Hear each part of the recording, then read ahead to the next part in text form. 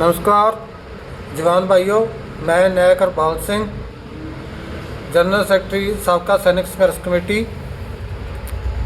भाइयों, जैसा कि आपको पता है कि इस समय जो है 8th पे कमीशन बैठा हुआ है और उनका जो है उनको मेमोरेंडम वगैरह सबमिट कराने का डेट जो पहले 30 अप्रैल था, अभी 31 मई तक हो गया है। तो उसमें हमारी जवानों की यूनियन, कुछ एक यूनियन ने जो है अपने अपने मेमोरेंडम, अपने अपने प्रस्ताव जो है 8th पे कमीशन को भेजे हैं। तो हमारी तरफ से भी, जहाँ हमारी सहयोगी यूनियनों की तरफ से भी जो है 8th पे कमीशन को जो है अपनी जवानों की मांगों को जो है आगे भेजा गया है। अभी मैं आज आपको दिखाऊंगा कि हमारे जो बहुत सारे जो जवान भाई हैं जो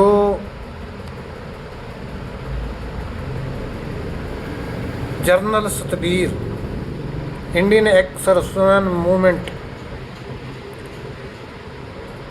उनकी बहुत पूजा करते हैं, उनके बहुत हमायती हैं। तो आज मैं आपको उनका जो मेमोरेंडम उन्होंने 8th पे कमीशन को सौंपा है तो उसके बारे में बात करूंगा। सबसे पहले मैं आपको उनका जो है भेजा गया मेमोरेंडम वो दिखा देता। जी देखिए, इंडियन एक्स सर्विसमैन मूवमेंट, और जो है 8th पे कमीशन को जो है फॉरवर्ड किया गया है 24 अप्रैल 2026 को।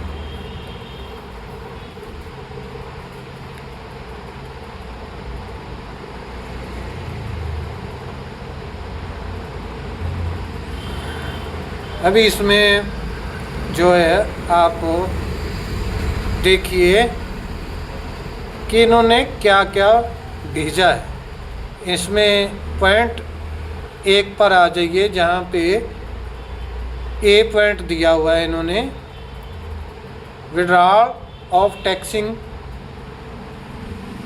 Disability pension.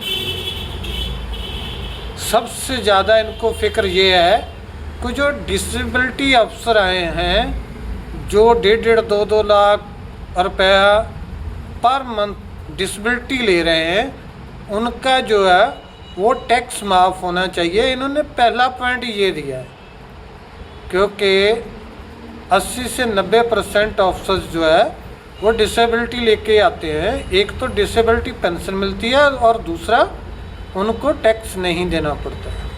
इन्होंने कहीं पे ये नहीं लिखा कि जवानों की डिसेबिलिटी बहुत कम है, उसको बढ़ाया जाना चाहिए, जहाँ इक्वल किया जाना चाहिए, ऐसा कुछ भी नहीं दिया। बस सीधा सीधा ही उन्होंने इसके बीच में जो डिसेबिलिटी पेंशन का कोई जिक्र ही नहीं किया, क्योंकि इनको तो बहुत मिल रही है। लास्ट 2.5 लाख रुपए तक जो है अफसर्स को जो है बेसिक डीए लगा, लास्ट 2.5 लाख रुपए तक तो इनको प्रति month basic plus DA disability pension मिल रही है। इसलिए इनको सबसे ज़्यादा बड़ी फिक्र है वो है कि आप टैक्स माफ़ कर दीजिए। इनका मतलब मौन शब्दों में ये कहना है कि आप डिसेबिलिटी जो दे रहे हैं वो ऐसे ही रखिए 8th पे कमीशन में, उसमें जवानों का और अफसर्स में जो डिसेबिलिटी पेंशन का गैप जो है वो ही रहना चाहिए। अच्छा, ये बात आप समझ गए कि कैसे इन्होंने डिसेबिलिटी के ऊपर धोखा दिया है। नंबर 2 पे आ जाइए, ये है टर्म्स ऑफ रेफरेंस TOR। तो इन्होंने क्या किया है, इन्होंने इसके अंदर ये लिखा है, देखिए कितनी बड़ी डिमांड रख रहे हैं, कितनी बड़ी डिमांड रख रहे हैं, और मेरे ख्याल से जवानों के लिए तो बेहद ज़्यादा, बहुत ज़्यादा बड़ी है। उसमें देखिए इसने क्या लिखा है, इसने ये लिखा है कि जो ECHS के लिए जो हम कंट्रीब्यूट करते हैं जो पैसा, वो नहीं होना चाहिए। उसको रद्द करना चाहिए। और मेरे ख्याल से आज तक कभी किसी जवान ने ये मांग नहीं उठाई है कि ये पैसा नहीं कटना चाहिए, किसी जवान ने ये मांग नहीं की है। लेकिन इन्होंने बहुत बड़ी डिमांड रख दी कि भाई वो पैसा नहीं कटना चाहिए जो पेंशन आते समय कटना चाहिए, जो पेंशन आते समय कटता है। तो मतलब ये है कि इनको लिए यही बहुत बड़ी डिमांड है। और जो जवान सोचते हैं कि जनरल सतबीर हमारे लिए जो है वो फाइट कर रहा है, हमारे लिए संघर्ष कर रहा है, ये है चेहरा उनका, देख लीजिए, अच्छे तरीके से पढ़ लीजिए, आपको दिखा रहा हूँ साथ साथ। और सी में इन्होंने दिया है 3 नंबर पॉइंट पे, grant of full 1 rank 1 pension. मतलब वही कि हर साल जो है OROP रिव्यू होना चाहिए। वो इनको भी पता है कि सरकार ने जो नोटिफिकेशन कर दिया OROP के टाइम पे वो 5 साल के बाद होता है। तो ये बिना मतलब के जो है सिर्फ एक लोगों को पीछे लगाने के लिए ये पॉइंट दिया हुआ है, जबकि यहाँ पे बहुत सारे जवानों के पॉइंट थे, उनके बारे में कोई बात नहीं की गई। ये ऐसे बेकार, बिल्कुल बेकार, जो रद्दी की टोकरी में फेंकने वाले हैं, वो इन्होंने जहाँ पे मांग रखी है 8th पे कमीशन के आगे। डी नंबर 4 पे, need to maintain family pension equal to service pension. हाँ जी, ये एक इन्होंने ऐसी बात की कि भाई जो है वो फैमिली पेंशन जो है वो जितनी सर्विस पेंशनर लेता है उतनी ही मिलनी चाहिए। लेकिन इनकी इस मामले में इतनी बड़ी जानकारी है, इतना ज़्यादा इन्होंने एनालिसिस किया इसके ऊपर कि ये लिख रहे हैं कि जब आदमी मर जाता है पेंशनर, तो उसकी विधवा की पेंशन 60% कम हो जाती है। मतलब इनकी नज़र में जो है विधवा को 40% मिलती है, जबकि हकीकत में ग्राउंड के ऊपर 70% पेंशन कम होती है और 30% जो है ऑर्डिनरी फैमिली पेंशन होती है। तो इनको यहाँ पे भी कुछ नहीं पता है, सिर्फ इनको नेतागिरी आती है और कुछ नहीं आता कि भाई हमको जो है कोई जायज़ पॉइंट की बात करें। तो ये मैंने भी जो है अपनी साबका सैनिक संघर्ष कमेटी की तरफ से जो है ये मांग रखी है, लेकिन हमने ये रखी है कि भाई जवान बहुत कम एज में पेंशन आ जाता है और उसके बाद जो है जब वो उसको प्राइवेट सर्विस करनी पड़ती है तो दिन रात की ड्यूटी होती है, विंटर में फॉग वगैरह में, और जहाँ रात को अंधेरे में, जहाँ ऐसे किसी भी केस में जो है बहुत सारे जवानों जो है वो ड्यूटी से आते जाते समय एक्सपायर हो जाते हैं बहुत कम एज में। तो इसलिए हमारी मांग थी कि 17 साल उम्र तक जो है जवानों की विधवा की पेंशन जो है वो जितनी पेंशन को मिलती है उतनी ही मिलनी चाहिए। वहीं पे हमने सिविलियन का जिक्र किया था कि सिविल जॉब में जहाँ भी है वहाँ पे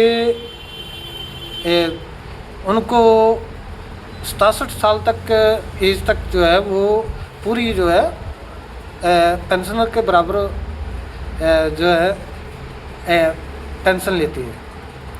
मतलब वो जो एक सिविलियन पेंशनर है वो 60 साल में पेंशन आता है, और अगर उसके आने के वो मतलब मान लीजिए 1 महीने बाद भी एक्सपायर हो जाता है तो भी उसकी फैमिली को 67 ईयर्स तक जो है वो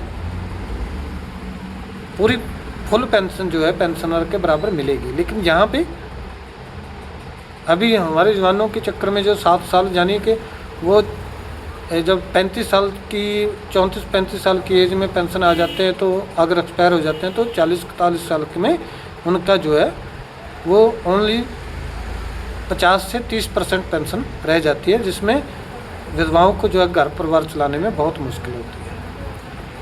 और आगे इन्होंने पॉइंट दिया है, यानी कि 5वां नंबर पॉइंट दिया है इन्होंने कि grant of honorary rank pension to all honorary ranks. चलो ये हमने भी वही पॉइंट दिया था, इन्होंने भी वहाँ पे यही बात की है कि जो ऑनररी रैंक दिया जाता है, उसको पक्के रैंक के बराबर जो है उसको पेंशन दी जाए। नंबर आ गया F 6 नंबर पे, calculation of pension ratio or notional maximum as per government of India, ministry of defence policy letter.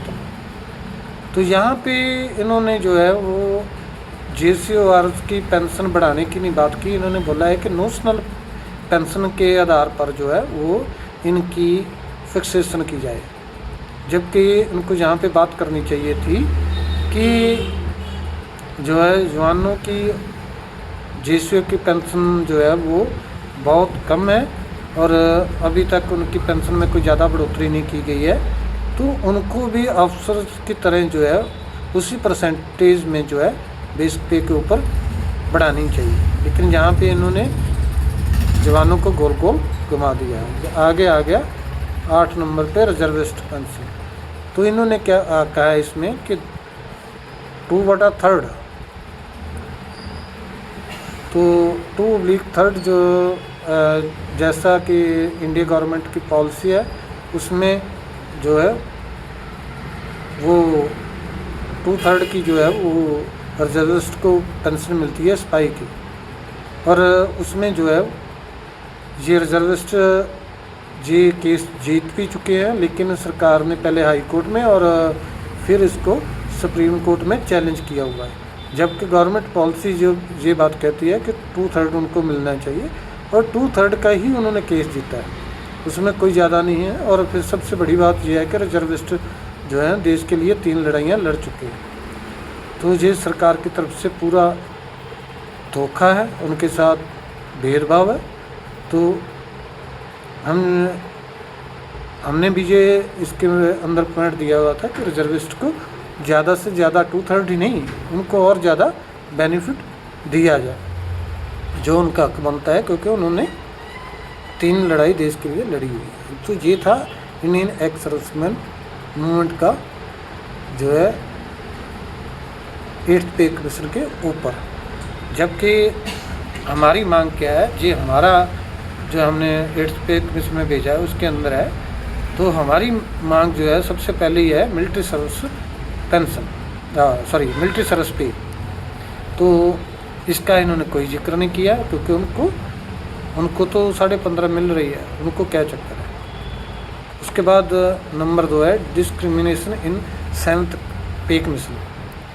General सचिव ने इसके बारे में भी कोई जिक्र नहीं किया, क्योंकि जैसे 7वें पे कमीशन के अंदर जो है पे कमीशन द्वारा जवानों के साथ भेदभाव किया गया, उसका हमने पूरा डिटेल दिया है कि किसको क्या दिया गया। जैसे जवानों को 2.57 का फिक्स फार्मूला दिया गया, और जबकि अफसर्स को 2.81 तक का फार्मूला दिया गया, और देश में ये पहली बार हुआ और वर्ल्ड में भी ये पहली बार हुआ।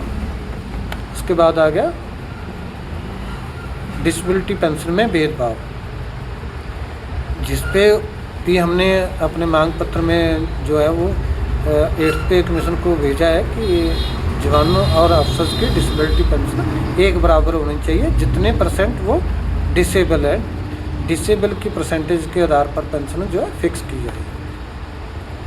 उससे आगे आती है जवान्स विडो पेंशन। ये जैसे कि मैं पहले बात कर रहा था, आप पढ़ सकते हैं, हमने लिखा हुआ है कि 70 साल की उम्र तक उनको जो जवानों की फैमिली है उनको एनहेंस्ड फैमिली पेंशन दी जाए, जो कि सर्विस पेंशन जो सर्विस पेंशनर होता है उसकी पेंशन के बराबर होती है। उसके बाद आ गई सर्विस पेंशन। हमने सर्विस पेंशन का भी कैलकुलेशन करके भेजा है कि भाई अफसर्स को आपने बहुत ज़्यादा कंटिन्यू बेनिफिट दिए हैं, जबकि जवानों के साथ भेदभाव किया है, तो ये सभी भेदभाव दूर करके जवानों को जो है वो इस बार, जैसे पिछली बार अफसर्स को 2.81 का फार्मूला दिया गया था, इस बार जो है जवानों को ज़्यादा बड़ा फार्मूला दिया जाए और अफसर्स को कम बेनिफिट दिया जाए। उसके बाद आ गया 1 रैंक 1 पेंशन, और 1 रैंक 1 पेंशन का भी हमने यहाँ पे जिक्र किया है। तो उसमें हमने ये 6 नंबर पॉइंट पे दिया है कि जितने भी जवान जो है प्रीमेच्योर रिटायरमेंट आते हैं, जो तो उनको भी जो है एक रैंक एक पेंशन का लाभ मिलना चाहिए, लेकिन जनरल सब्जी ने उसका कहीं जिक्र नहीं किया। उसके बाद 7 नंबर पॉइंट है हमारा regarding giving benefit of grade 2 officers to JC. जो जेसी हैं वो ग्रेड 2 गजटेड ऑफिसर हैं, तो उनको सिविल के ग्रेड 2 गजटेड ऑफिसर के बराबर ही सभी सुविधाएं मिलनी चाहिए। लेकिन इस समय जेसी को कोई ग्रेड 2 गजटेड ऑफिसर के बराबर सुविधा नहीं मिल रही है। वहीं पे जेसी को जो है एक रैंक एक पेंशन में भी कोई लाभ नहीं दिया गया, इसलिए हमने उसके बारे में भी लिखा है कि उनको लाभ दिए जाए। उसके आगे ऑनररी रैंक पेंशन। तो ऑनररी रैंक में पेंशन में बारे में भी जैसे मैं हमने बताया था, हमने क्लियर लिखा है कि जो उनका परमानेंट रैंक के बराबर जो है ऑनररी रैंक को उसके बराबर पेंशन दी जाए। आगे रिजर्व पेंशन हमने दिया है कि रिजर्व पेंशन का भी वही दिया है कि भाई जो सरकार है 2/3 का जो फैसला पहले AFT ने फिर हाई कोर्ट ने दिया, आपने सुप्रीम कोर्ट में चैलेंज किया, जबकि पॉलिसी वही कह रही है और गवर्नमेंट पॉलिसी के हिसाब से ही लागू किया गया था, तो वो नहीं उनको जो है मिलना चाहिए। और प्लस उनको देशभक्ति की जो उन देश के लिए लड़ाई लड़ी है उसको एक्स्ट्रा बेनिफिट दिया जाए। उसके बाद आ गया 10 नंबर पे हमने यहाँ पे क्लियर किया है कि आर्मी अफसर जो है वो नॉट एलिजिबल फॉर OROP, वो एक रैंक एक पेंशन के हकदार ही नहीं है। और इसके बारे में भी हमने पूरी डिटेल दी हुई है कि कैसे वो हकदार नहीं है। और उसके आगे है regarding cancellation of Agniveer scheme. तो हमने जो है अग्निवीर स्कीम लागू जो की गई है सरकार की, उसके बारे में भी यहाँ पे लिख के भेजा है कि इसको कैंसिल किया जाए और जो जवान पहले की तरह जो है रेगुलर भर्ती किए जाए। और जो है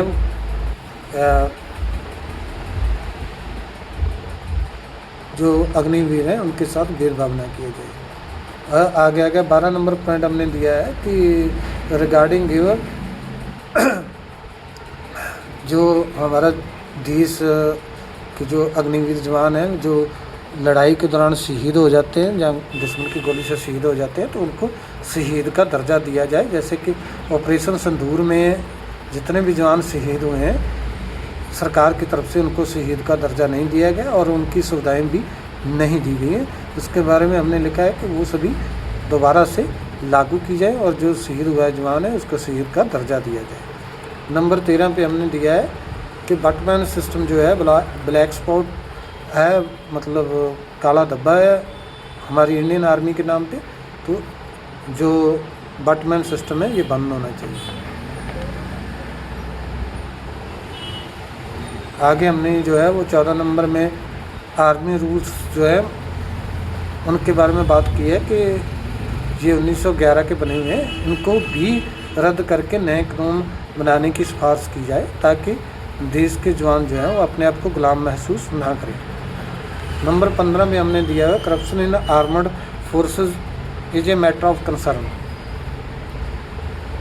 हमने जो है वो जो फ़ौज में भ्रष्टाचार हो रहा है उसके बारे में बात की है और लिखा है कि इसके लिए एक परमानेंट कमीशन बनाया जाए जहाँ पे जवान जब भी कहीं पे भ्रष्टाचार होता है तो उसकी शिकायत अपने वहाँ पे करें ताकि और वही कमीशन जो है आगे की कार्रवाई करे। इस समय पे क्या होता है कि जहाँ पे जो जवान शिकायत करता है कि यहाँ पे हमारी अफसर ने भ्रष्टाचार किया है तो उल्टा उसी को सज़ा दी जाती है और भ्रष्टाचारी को कुछ भी नहीं होता। तो ये सभी बातें हमने जो है अपने मांग पत्र में, तो आपने देख लिया कि हमारी जवानों की कितनी मांगें हैं, लेकिन जनरल स्टबीर ने हमारी जवानों की किसी मांग के ऊपर बात नहीं की। जहाँ पे बात की बस आपको गोल गोल घुमा करके रख दिया, कहीं पे भी इनकी क्या बोलते हैं हाथी के दांत खाने को और दिखाने को वो बात है। तो कृपया फिर से कहता हूँ कि जवान जो है जनरल सर्विस से सावधान रहें, इंडियन एक्स सर्विस से सावधान रहें।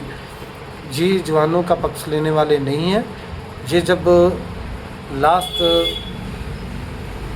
कुछ चीज़ होती है बातें तो ये सभी जवानों के नाम की करेंगे, जवान जवान जवान करके बात करेंगे, मेरे जवान मेरे जवान, लेकिन जब कहीं पे बेनिफिट की टाइम होता है तो उस टाइम पे अफसर्स को आगे करके जवान को पीछे धकेल देते हैं। तो थैंक यू, मेरा काम था आपको इस चीज़ के बारे में बताना, सो हमने बता दिया। थैंक यू, धन्यवाद, जय हिंद।